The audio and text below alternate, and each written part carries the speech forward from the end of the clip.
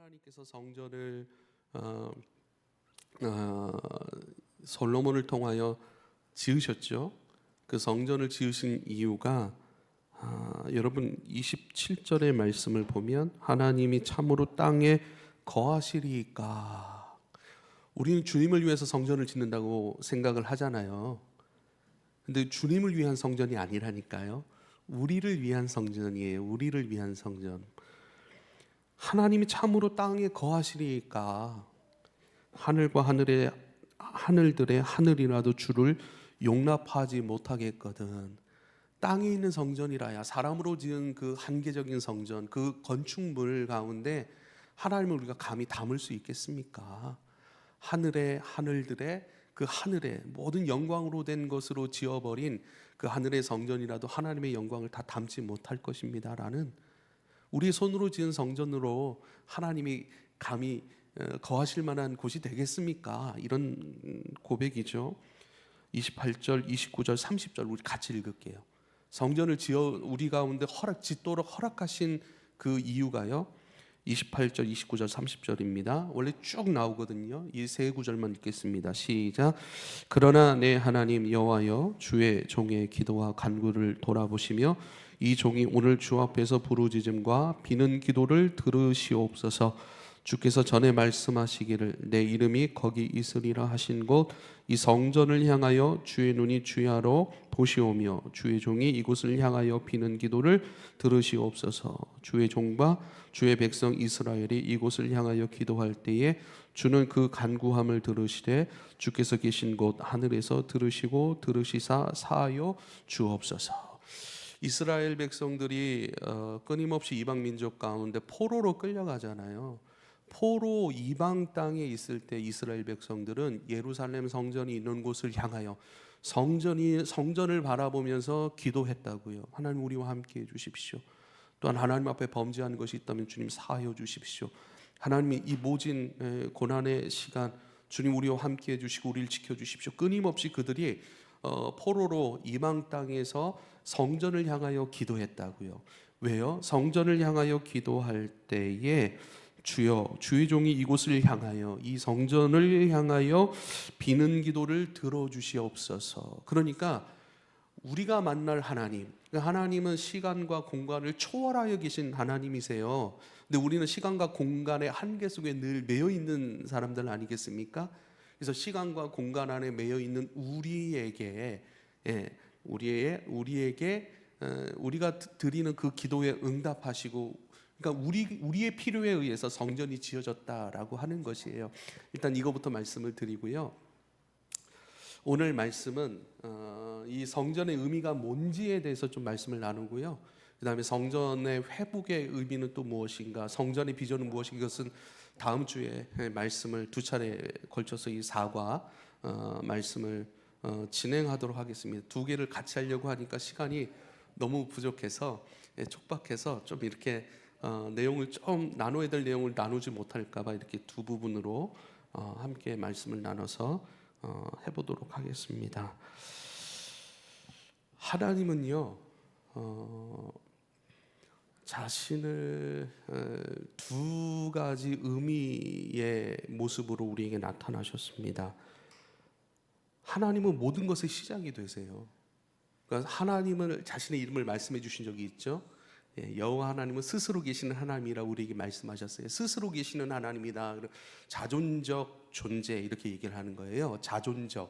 자존의 반대말은 뭐죠? 의존적이에요. 의존적 하나님이 절대 아닙니다.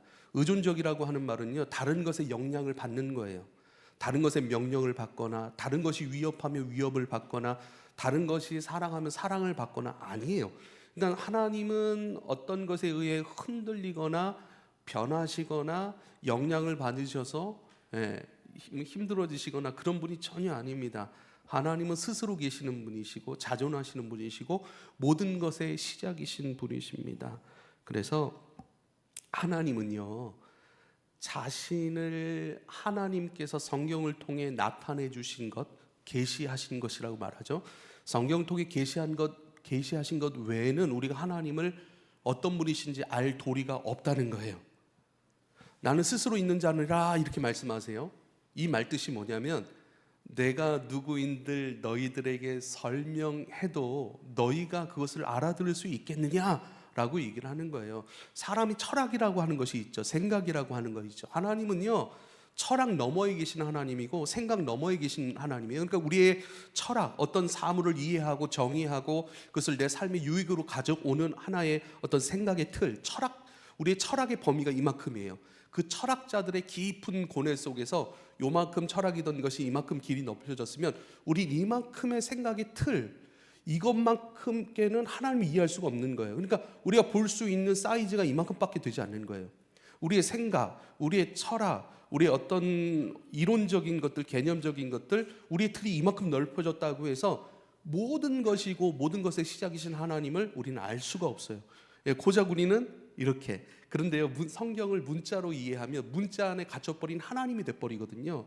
그래서 우리 늘 겸손해야 됩니다. 스스로 있는 자니라 말씀하신 것은요, 어떤 것에도 영향을 받지 않는다라고 얘기를 하는 거예요. 우리는요, 영향을 너무 많이 받죠. 누가 우리를 막 미워해요. 그러면 또 미워하는 말 한마디 두 마디가 계속 생각나서 그것 때문에 아파하고 그것 때문에 또 분노하고, 그렇죠? 누군가 우리를 힘들게 하면 그 힘든 것 때문에 우리 힘들어하죠. 늘 우리는 영향을 받는 사람들이고, 그렇죠. 근데 하나님은 우리와 달라요. 하나님 영향을 받지 아니하신대요. 하나님 스스로 계신대요. 모든 것의 충만함이시고 모든 것의 시작이시고 모든 것을 시작하시고 이루어내셨고 그 완성 가운데 모든 것을 통치하고 다스리시는 하나님이신 것을 우리가 믿을 수 있기를 부탁을 드립니다. 할렐루야. 하나님이 자신을 보여주신 것, 그것밖에는 우리가 하나님을 알지 못하겠죠. 하나님께서 또 성경을 통해서 자신에 대해서 설명하신 분이 있는데요, 나는 사랑이니라 그래요. 하나님은 사랑이니라. 하나님은 사랑이세요. 사랑 그 자체이신데 그 사랑의 나타남이 무엇인가? 그게 바로 성경의 이야기예요. 요한일서 4장에 보면 하나님은 사랑이시라고 말씀하셨고 그 하나님이신 사랑이신 하나님의 액션, 사랑이신 하나님의 그 사랑이 무엇인지 보여주신 것이 바로 이 성경에 나타낸 그런 내용들입니다. 하나님이 세상을 창조하셨어요. 그리고 세상 한복판에 사람을 창조하셨다는 거예요. 그래서요, 여러분 창세기 1장 26절에 보면요, 하나님이 이르시되 우리의 형상을 따라 우리의 모양대로 우리가 사람을 만들고 그들로 바다의 물고기와 하늘의 새와 가축과 온 땅에 기는 모든 것을 다스리게 하자, 이렇게 하셨어요. 그리고요, 창세기 2장 7절에는요, 여호와 하나님이 땅의 흙으로 사람을 지으시고 생기를 그 코에 불어넣으시니 사람이 생명이 된지라 그러는 거예요. 그래서 하나님의 생기를 후 불어넣으셨다라고 하는 것은요, 우리에게 영을 주신 거예요. 그러니까 영적 존재는 하나님, 그리고 지어진 것 중에는 사람밖에는 없는 거예요. 그래서 하나님도 영이시고요, 사람도 영이에요. 그래서 영은 영끼리 대화할 수 있는 거 아시죠? 영은 영끼리 만나고요, 육은 육끼리 만나는 거예요. 그런데 그 하나님의 영, 모양, 하나님의 형상, 하나님의 생명을 가진 존재는 사람밖에 없다는 거예요. 이것은 무엇을 뜻하는가? 사람과 대화하시겠다는 것이고 사람과 함께 하시겠다는 것이고 하나님께서 느끼시는 것들을 사람에게 느끼게 하시겠다는 것이고 하나님이 기뻐하시는 것들을 사람도 기쁨으로 만나고 경험하고 누리게 하시겠다는 것이고요, 사람과 소통하시겠다는 것이고 사람과 교제하시겠다는 거예요. 그게 사랑이라고요. 그런데 여러분, 아주 중요한 이해할 지점이 필요한데요, 그렇게 사람을 흙으로 지으시고 그 코에 생기를 불어넣으셔서 생명, 영적 존재가 되게 하셨대요. 그리고 그 사람을 에덴 동산에 넣으셨어요. 그러니까 에덴이라고 하는 것은요, 내가 만날 사람, 내 영광을 나누어 줄 사람, 내 기쁨을 함께 공유하고 교제할 존재, 그 사람과 함께 사랑하고 교통하고 교제하고 그 사람에게 하나님의 모든 것을 함께 공유할 수 있는 공간이 지어졌는데 그것이 바로 에덴이라고 하는 것이에요. 하나님이 여기저기 다 거니시고 여기저기 전부 다 존재하신들, 영이 없는 존재는 하나님을 느끼지도 하나님을 경험하지도 하나님을 들을 수도 없어요. 그러나 에덴에서는요, 하나님을 듣고 또 하나님 거니시는 하나님을 듣고 경험하고 감각하고 그 하나님과 대화하고 그 하나님이 명령하면 기쁨으로 순종하고, 하나님이 주신 모든 것들 또한 기쁨으로 누리고 생육하고 번성하고 정복하고 다스리는 그 존재가 바로 사람이라는 거예요. 하나님은 사랑이시다. 그 사랑의 시작이 뭐예요? 사람을 지으시고 그 사랑을 교제할 대상을 지으시고 그 사람과 함께 그 교제와 교통을 나눌 수 있는 공간, 생명의 충만한 공간, 하나님의 완전한 사랑의 공간, 하나님의 완벽한 창조를 누리고 그것을 다스리고 그것을 하나님의 뜻에 의해 기쁨으로 순종할 수 있는 공간이 바로 에덴이라고 하는 거예요. 그래서 에덴 동산 하면 우리는 막 상상하잖아요. 지금도 중동 어느 지점에 그런 동산이 있었다, 그런 흔적을 찾아서 고고학자들에 의해서 막 이것이 흔적이다 뭐 이렇게 얘기하는 것이 있는데, 그렇게 하는 것보다는 그 에덴이 갖는 의미를 알 필요가 있는 거예요. 하나님은 스스로 계시는 분, 그리고 사랑의 하나님이신데 그 하나님이 자신과 사랑을 나누고 교통하고 자신의 영광을 공유할 대상인 사람을 지으셨고 그 사람과 만나고 대화하고 기쁨으로 함께 교통할 수 있는 공간, 그것이 바로 에덴이라고 하는 것인 줄로 믿으실 수 있길 바랍니다. 자, 중요한 개념을 하나 말씀을 드릴게요.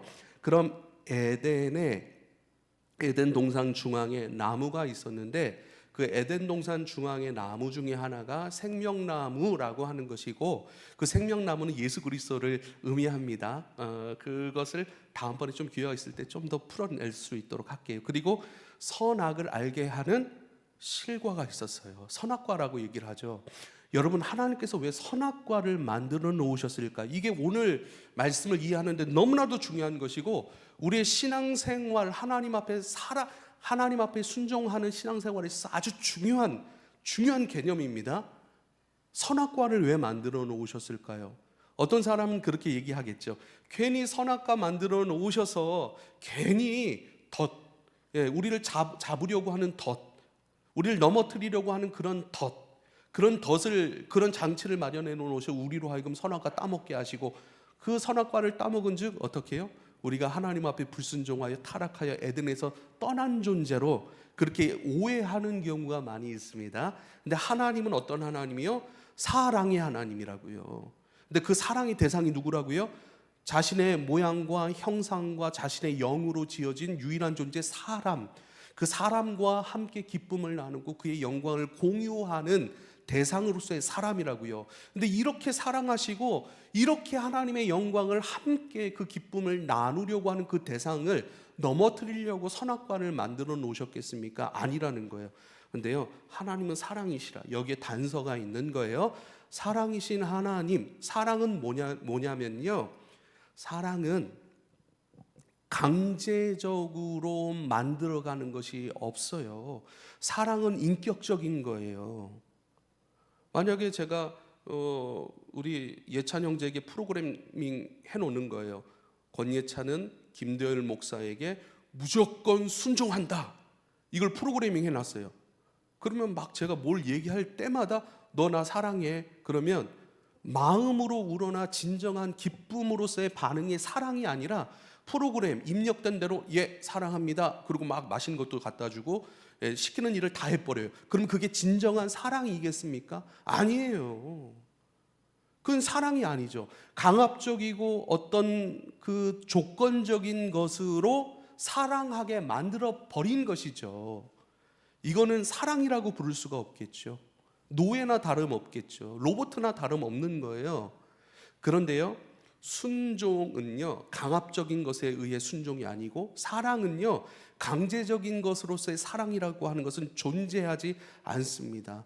마음 깊이 우러나 진짜 사랑하고 정말 그분을 돕고 싶고 그분의 사람으로 살아가고 싶고 정말 그분과 협력하고 싶고 그분께 나의 충정을 다해 사랑하고 충성하고자 하는 그 진실된 마음, 이것이 있어야 진짜 사랑이 되는 거예요.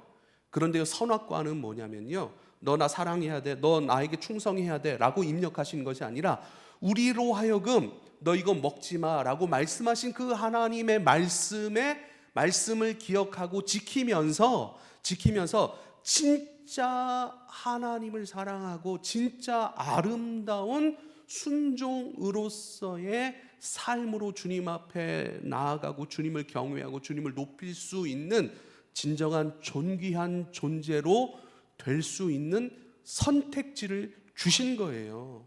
강제적인 것이 아니에요. 강제적으로 사랑하게 만들고 충성하게 만든 것이, 순종하게 만든 것이 아니라 진짜 하나님을 사랑하여서 충성하고 진짜 하나님 더 사랑하고 진실된 예배와 경외하는 사람으로서 그렇게 되어지도록 선택지를 준 거예요. 할렐루야. 그래서 이 일들을 하나님을 경외하고 하나님을 사랑하고 하나님을 기뻐하고 즐거워하면서 넉넉히 자원함으로 이 일들을 순종해 가면서 더 존귀한 하나님의 사람으로, 더 존귀하고 아름답고 진실된 사랑으로 순종할 수 있는 그러한 사람으로 우리를 업그레이드하고 그러한 사람으로 빚어질 수 있도록 우리에게 선택지를 주신 거예요. 만약에 아담과 하와가 하나님의 말씀 따라서 선악과를 먹지 않냐고 끊임없이 동상 중앙에 있는 생명나무 실과를 먹고 마시며 주님의 사람으로 더 깊어질 수 있는 기회가 있었던 것이죠. 그래서요, 사랑하는 여러분, 우리가 잘 아는 말씀 중에 고린도 3장 17절에 주는 영이시니 주의 영이 계신 곳에는 자유가 있느니라. 주의 영이 계신 곳에는 자유가 있느니라 말씀하셔요. 요한복음 8장 32절 진리를 알지니 진리가 너희를 자유롭게 하리라 그래요. 그러니까 이게 주의 영이 계신 곳에는 자유함이 있느니라, 이게요, 주의 영이 충만하면 막 이렇게도 찬양하고 저렇게도 찬양하고 막 춤도 추고 이런 자유가 아니라니까요. 주의 영의 다스림과 인도하심을 받는 그 인격, 하나님의 형상으로서의 사람, 주의 영이신 성령의 통치와 다스림을 받는 그 사람은 자유, 하나님을 사랑하는데 거침이 없어요. 하나님 앞에 순종하는데 걸리는 게 없어요. 온전한 자유, 사랑하고 싶은 만큼 사랑해요. 충성하고 싶은 만큼 충성해요. 우리는 사랑하고 싶은데 사랑이 잘 안 되잖아요. 충성하고 싶은데 충성이 잘 안 되잖아요. 그만한 인격, 그만한 성수, 그런 게 없잖아요. 그런 게 부족하잖아요.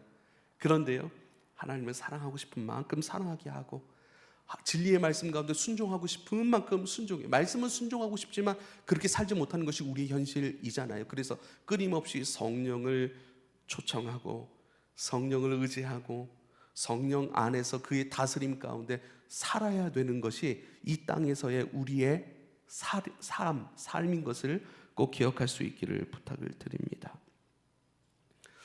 이것이 왜 중요한가?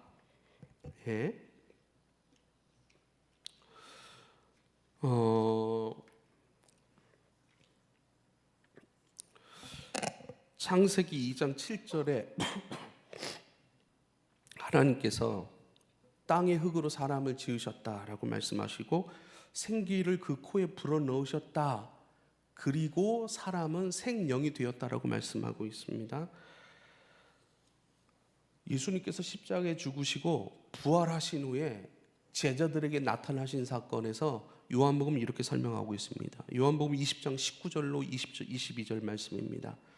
이날 곧 안식 후 첫날 저녁 때에 제자들이 유대인을 두려워하여 모인 곳의 문을 닫았더니 예수께서 오사 가운데 서서 이르되 너희에게 평강이 있을지어다. 이 말씀을 하시고 손과 옆구리를 보이시니 제자들이 주를 보고 기뻐하더라. 예수께서 또 이르시되 너희에게 평강이 있을지어다. 아버지께서 나를 보내신 것 같이 나도 너희를 보내노라. 이 말씀을 하시고 그들을 향하사 숨을 내쉬며 이르시되 성령을 받으라 그래요. 숨을 내쉬고 성령을 받으라. 이게 뭐죠?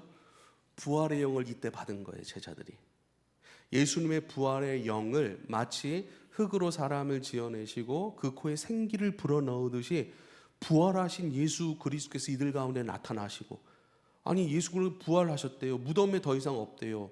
아니 무덤에 예수의 죽음에 그 죽으신 육체의 시체가 없어서 우리가 가져간 줄 알고 로마 군병들이 우리를 잡으러 오면 어쩌지? 그 두려워하여 문을 잠그고 있었던 그들이란 말이죠. 그런데 그 문을 열어주지도 않는데 영이신 주님께서 들어오신 거예요. 그리고 옆구리와 손에 그 못자국, 창자국을 보여주신 거예요. 나 살아났어. 그리고 후 하고 성령 받아라 이렇게 말씀하시는 것이죠. 부활의 영이신 그리스도의 영을 싹 받은 거예요. 이게 뭐냐면요, 그들이 이제 새로운 영을 받은 거예요. 거듭남의 영을 받은 거예요. 여기서 성령을 받아요. 1차로 받습니다. 그리고 하나님 나라의 일에 대해서 끊임없이 말씀하시고 그들에게 뭐라고 말씀합니까? 사도행전의 말씀 보면 그들에게 아버지께서 약속하신 성령을 기다리라 말씀하세요. 사도행전 1장에 아버지께서 약속하신 성령을 기다리라. 아니, 예수님께서 요한복음 그 부활하시고 난 다음에 성령을 우리에게 후하고 불어넣어 주셨는데 또 받아야 될 성령이 있습니까? 예, 받아야 될 성령이 또 있습니다. 그것은 사도행전 2장 1절에서 4절에 나옵니다. 우리가 배웠죠? 주일날 오순절 날이 이르러 그들이 한 곳에 모였더니 후련히 하늘로부터 급하고 강한 바람이 소리가 있어 그들 앉은 온 집에 가득하여 마치 불의 혀에 갈라지는 것들이 그들에게 보여 각 사람 위에 하나씩 임하더니 그들이 다 성령 충만함을 받고 성령의 말하시게 하심을 따라 다른 언어들로 말하기 시작하니라. 이때 성령은 뭐예요? 이때 성령은 권능으로서의 성령이에요. 우리에게 새 생명으로서의 성령은 부활하시고 난 다음에 성령 받으라. 예? 이게 생명이에요, 생명. 그럼 이 생명을 살아갈 능력이 있어야 되잖아요. 하나님의 나라의 증인들로 살아갈 능력이 있어야 되잖아요. 그 능력으로서의 성령, 권능으로서의 성령, 구원받았으니 구원받은 자로 살아갈 능력과 지혜와 그 통치와 다스림 가운데 온전히 반응할 수 있고 그리로 순종할 수 있게 하는 능력, 그 성령을 우리에게 주신 것인 줄 믿으실 수 있길 바랍니다. 그 성령으로 우리와 함께 하시는 거예요. 마태복음 1장 23절은요, 보라 처녀가 잉태하여 아들을 낳으리니 그의 이름이 임마누엘이라 하리라. 이를 번역한즉 하나님이 우리와 함께 계시다. 예수 그리스도가 이 땅에 나오실 때에 임마누엘이라는 이름으로 오셨네요. 하나님이 우리와 함께 계시다. 이게 뭔가요? 에덴에서 하나님이 함께 하시고 그의 영광 가운데 충만함 가운데 있던 사람, 그러나 불순종으로 말미암아 그 영광을 잃어버린 인간, 그 사람에게 하나님은 다시 예수 그리스도의 이 땅에 오시는 임마누엘인 이름으로 오시는 그 예수 그리스도, 그 뜻이 뭐예요? 내가 너희와 함께 하기를 포기하지 않아 라고 하신 그 이름으로 우리 가운데 오신 줄 믿으실 수 있길 바랍니다. 그러니까 성전의 역사는요, 끊임없이 우리와 함께 하시는 하나님의 임재라고 하는 것이죠. 그런데요, 에덴에서 쫓겨난 이들 가운데 성전의 영광을 하나님은 포기하지 않으십니다. 우리가 책에서 나온 내용들을 아주 잘 나와 있더라고요. 출애굽기 25장 8절 9절, 내가 그들 중에 거할 성소를 그들이 나를 위하여 짓되 물은 내가 너에게 보이는 모양대로 장막을 짓고 기구도 그 모양을 따라 지을지니라. 22절에 거기서 내가 너와 만나고 속죄소 위 증거계 위에 있는 두 그룹 사이에서 내가 이스라엘 자손을 위하여 내게 명령할 모든 일을 내게 이르리라 말씀하세요. 그러니까 출애굽한 거예요. 애굽의 노예로 있다가 그들을 애굽에서 자유인으로, 그리고 자유인 된 그들 가운데 성막을 다시 지으라고 말씀하시고 내가 너희와 함께 할 것이고 내가 너와 만날 것이라고 말씀을 하고 있습니다. 그럼 출애굽기 다음에 레위기 1장 1절에는 또 이렇게 말씀하십니다. 여호와께서 회막에서 모세를 부르시고 그에게 말씀하여 이르시되, 이렇게 얘기를 해요. 회막에서 모세를 부르신다라고 할 때 여러분, 회막이 어떤 장소인 줄 아세요? 영어 성경으로 회막은 텐트 오브 미팅이라고 해석이 되어 있어요. 텐트 오브 미팅, 만남의 장소예요. 네, 만남의 장소예요. 텐트 오브 미팅, 이게 성전이에요. 하나님과 만나는 곳, 하나님이 말씀하시는 곳, 말씀하시는 것을 들을 수 있고 감각할 수 있고 그것을 기뻐할 수 있고 그것을 내 삶으로 가져와 이제는 흘려보내는 것. 모세는요 회막에서 주님을 만났어요. 네. 주님을 만나고 주님께서 말씀하시는 것들을 어떻게 해요? 잘 듣고 이스라엘 백성들에게 선포하고 하나님의 뜻이 이러하다라고 그것을 선포해 주는 역할을 했던 것입니다. 하나님은 다윗에게 말씀하셨죠. 다윗에게도 성전의 영광을 말씀하셨어요. 사무엘하 7장 4절 5절입니다. 그 밤에 여호와의 말씀이 나단에게 임하여 이르시되 가서 내 종 다윗에게 말하기를 여호와께서 이와 같이 말씀하시되 네가 나를 위하여 내가 살 집을 건축하겠느냐라고 얘기를 해요. 살 집, 하나님이 살 집, 하나님이 거하실 곳, 그것을 건축하겠느냐? 여러분 한번 보세요. 여기서 중요한 단어는 저는 건축하겠느냐라고 묻는 거예요. 이 건축하겠느냐는 것이 뭡니까? 이게 자유예요. 자유. 여러분 선악과를 오해하지 마십시오. 선악과는 더 존귀하고 더 하나님 앞에 온전하고 더 하나님 앞에 합당한 사람으로 되어질 선택지를 주신 거였다고요. 예.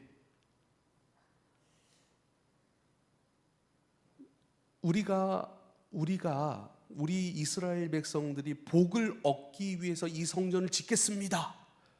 우리 이스라엘 백성들이 이방 민족들과 전쟁하여서 이기기 위한 성전으로 제가 이것을 짓겠습니다.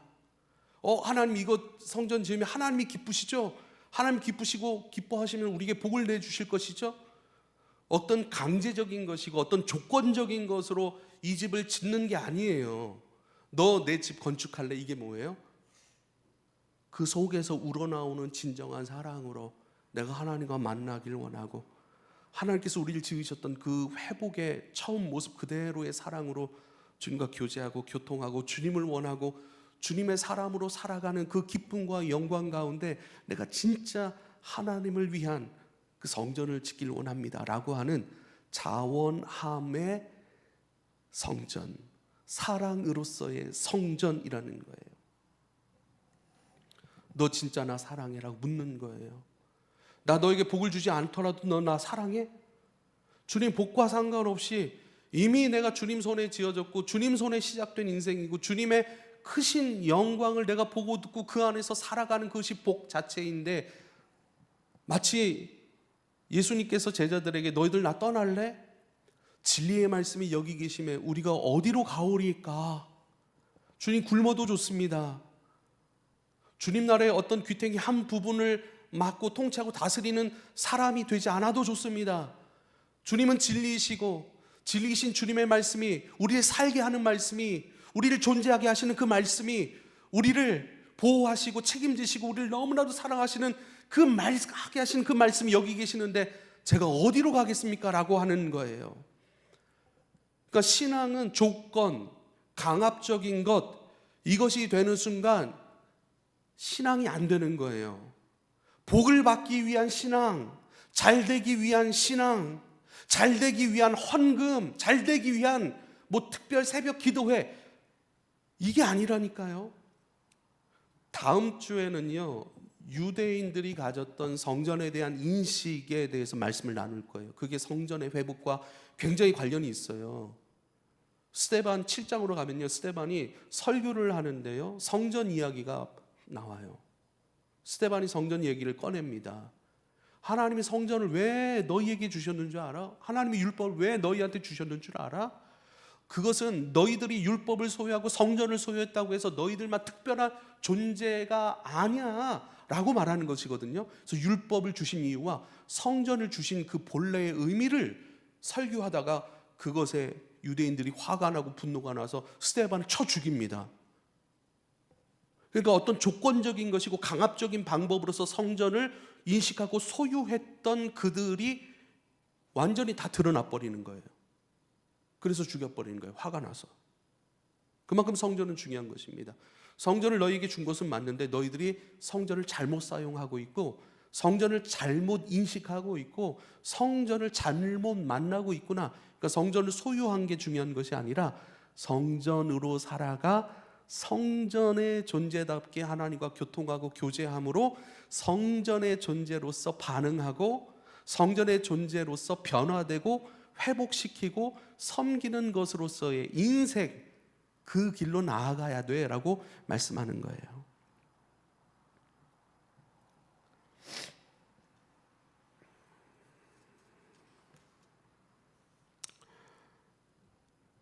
오늘 읽었던 말씀입니다. 열왕기상 8장 27절입니다. 그러나 하나님께서 땅 위에 계시기를 우리가 어찌 바라겠습니까? 세 번역이에요.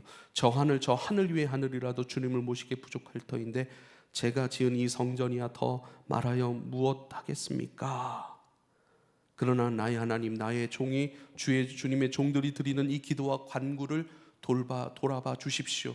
우리가 이곳에서 기도할 때, 우리가 이곳에서 회개를 빌 때, 우리가 이곳에서 함께 하시는 주님의 은혜를 구할 때 우리를 돌아봐 주십시오. 우리의 기도를 들어주십시오 라고 고백을 하는 것이죠. 그 성전은요, 주전 586년에 바벨론에 의해서 파괴됩니다. 주님이 말씀하신 성전이 그 성전이 아닌 거예요.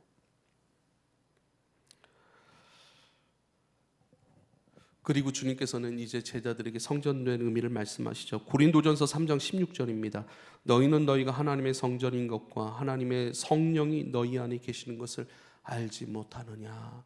성전의 비전이 뭡니까? 성전의 비전. 너희 교회, 너희 공동체가 교회야. 하나님이 거하신, 하나님의 영이신 성령이 거하시는 너희가 성전이야. 건물로 지어져 버린 성전은 파괴됐다고요. 없어졌다고요. 고린도후서 6장 16절 하나님의 성전과 우상이 어찌 일치가 되리요? 우리는 살아계신 하나님의 성전이라 아주 노골적으로 얘기를 하죠. 하나님의 성전과 우상이 어찌 일치가 되겠습니까? 우리는 살아계신 하나님의 성전입니다. 이와 같이 하나님께서 이르시되 내가 그들 가운데 거하며 에덴 동산에 거하였고 거기에 거하였던 아담과 하와가 함께 교통하였던 그 하나님께서 이제는 솔로몬의 성전도 아니고요, 느헤미야 성전도 아닙니다. 내가 그들 가운데 거하여 주님의 영의 부으심을 받고 성령의 통치와 다스림을 받는 너희가 내가 거할 거처, 너희가 성전이야 라고 말씀하고 있습니다. 내가 그들 가운데 거하며 두루 행하여 나는 그들의 하나님이 되고 그들은 나의 백성이 되리라. 출애굽기에서 성막을 지으라 말씀하신 그 주님의 비전과 고린도후서 6장 16절의 비전이 똑같아요.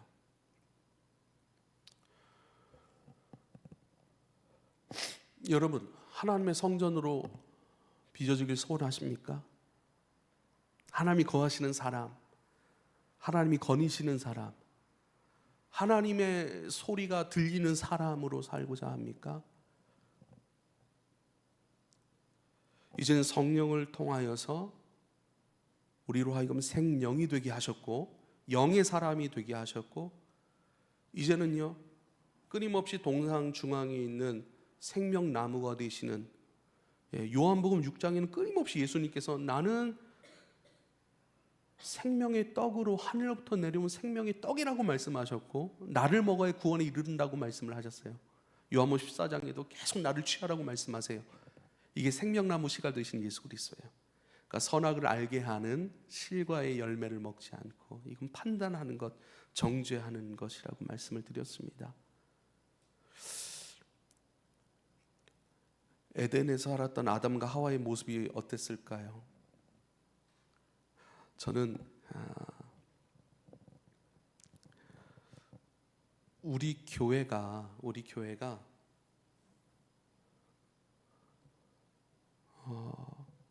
여러분, 제가 뭔가를 여러분에게 얘기를 하잖아요. 뭔가 여러분 이렇게 하시겠습니까? 라고 했을 때 어떤 사람은 그 말을 듣고 왜 그렇게 말씀하시지? 라고 생각을 하거나 그것이 맞는가 틀리는가 이것을 또 생각하는 사람이 있을 거고요. 그리고 우리 가운데 여러 가지 생각이, 저 사람은 나이가 젊어 혹은 나이가 많아, 저 사람은 성격이 저래, 이런 우리 속에서 나오는 생각들, 판단들, 이런 것들 있잖아요. 이런 게 전혀 나오지 않는 거예요. 모든 것이 좋은 거예요. 모든 것이 좋은 거예요. 저도 여러분의 모든 것이 좋은 거예요. 여러분도 저의 모든 것이 좋은 거예요. 근데 누구를 위한 것이 아니고 하나님을 위한 것으로서의 좋음이죠.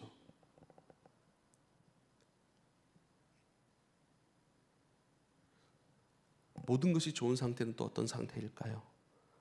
이것을 성경에서는 어린아이와 같은 믿음이라고 얘기를 합니다. 어린아이와 같은 믿음.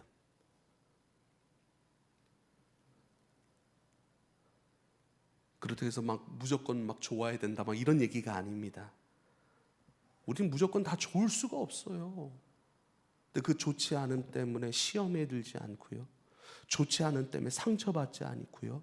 좋지 않은 것은 우리 가운데 보이고 느껴지다 하더라도 먹진 않는 거예요. 그냥 지나쳐 버리는 거예요.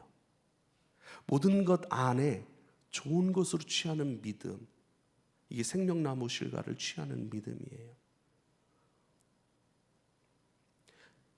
또 다른 표현으로 얘기하자면 이것은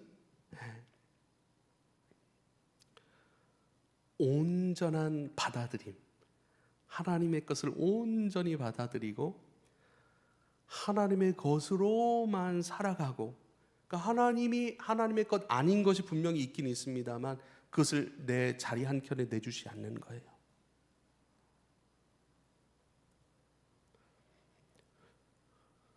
지금 창세기를 우리가 계속해서 말씀을 배우고 있습니다. 여러분, 에덴에서는 저들이 벗었습니다라고 하는 표현이 있지 않습니까? 벗었지만 그것이 부끄러움이 되진 않았어요. 그런데 선악과를 먹고 나서 그 벗음이 부끄러움이 됐어요. 벗었다라고 하는 건 뭘까요? 그 문자 그대로 그냥 발가벗고 있는 것일까요? 발가벗고 있는 그 문자 그대로의 모습일 수 있죠. 그것을 부정하거나 그것이 아닙니다라고 얘기를 하는 건 절대 아닙니다. 예? 그러면 원역사라고 해가지고 성경의 원역사라고 해서 창세기 1장부터 11장, 이것은 그 어떤 작은 어린아이가 동화를 읽을 때는 그들은 다 알아듣잖아요. 그러니까 어떤 사람이라도 알아들을 수 있는 동화처럼 이야기처럼 풀어낸 것이 창세기 1장부터 11장이에요. 그러니까 벌거벗었다라고 하는 것은요, 우리가 다 벗었으면 어이구 너무 창피하지 않습니까? 말도 안 되는 일이죠. 그런데 다 벗었어요. 김대열 목사의 속을 다 보여줘도 걸릴 것이 없는 상태. 모든 것이 걸릴 것이 하나도 없어요. 저도 걸릴 것이 없고 여러분도 걸릴 것도 없어요. 그러면 우리는 벗었다라고 하는 본래의 사람의 모습과는, 하나님 지으신 모습과는 굉장히 거리가 먼 거예요. 그리고 지금은요, 육을 살아가는 지금은 좀 가리는 것이 필요하잖아요. 예의상. 왜냐하면 시험에 들잖아요. 제 속에 있는 생각들을 여러분이 다 안다면 여러분 시험에 안 들겠어요? 시험에 들겠죠. 그래서 가릴 것도 지금 필요해요. 죄가 있으니까 가릴 것도 필요하고 시험에 들지 않기 위해서입니다. 그러나 에덴의 상태는 뭔가요? 가릴 것 없는 상태라니까요. 가리지 않아도 다 발가벗기지 보여줘도 시험거리가 되지 않고 부딪힘이 되지 않고 나쁨이 되지 않고 좋지 않음이 되지 않는 상태, 다 드러내도 그것이 부끄러움이 되지 않는 상태, 그게 바로 에덴의 상태라는 것이죠. 사랑하는 여러분, 오늘 가장 중요한 개념을 여러분 가운데 하나 말씀을 드렸습니다.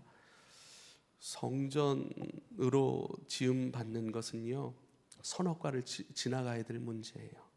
선악과를 지나가야 된다라고 하는 것은, 선악과는 타락시키기 위해 우리에게 주신 덫과 같은 것이 아니라 더 자원함으로, 기쁨으로 주님 더 사랑하고 주님 앞에 더 존귀한 모습으로 빚어지고자 하는 어린아이 같은 그 믿음, 그러한 온전한 그 믿음의 반응으로서 더욱 깊어지기 위한 선택지로, 기회로 우리에게 주신 것이죠.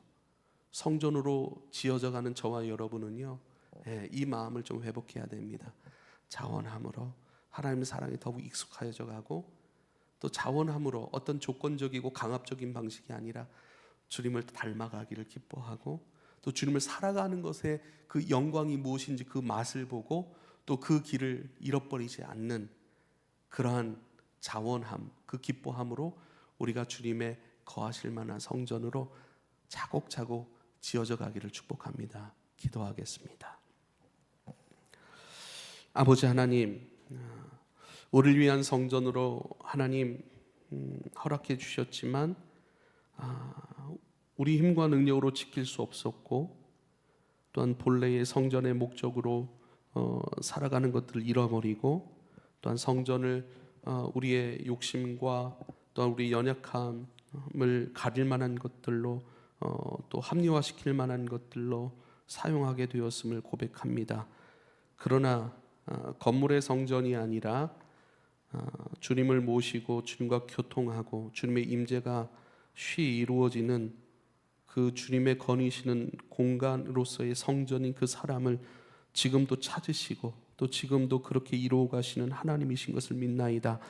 그 하나님 앞에 더 온전한 순전한 믿음과 존귀한 사랑으로 주님 엎드리고 그렇게 빚어지고, 이제는 주님이 거하실 만한 거룩한 산제물의 삶으로 더 깊이 나아가기를 연습하고 또 그렇게 훈련하는 주의 종들로 인도하여 주옵소서.